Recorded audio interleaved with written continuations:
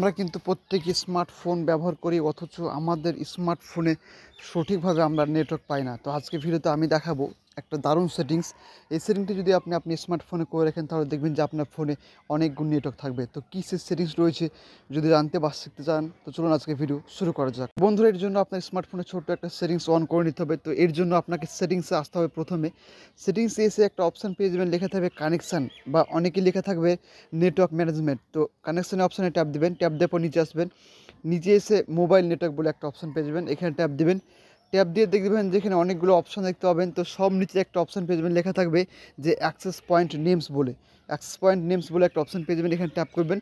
Tap করে দেখতে পাবেন যে আপনার ফোনে দুটো সিম আপনি ইউজ করলে দুটো সিম দেখাবে, এবং যে সিমটায় আপনি ইন্টারনেট ইউজ করেন সেই সিমটাই কিন্তু আপনি সিলেক্ট করে নেবেন এখান থেকে। দেখুন, আমি 1 নম্বর সিমে কিন্তু নেট ইউজ করি, এর জন্য আমি 1 নম্বর সিমটা সিলেক্ট করে নিলাম।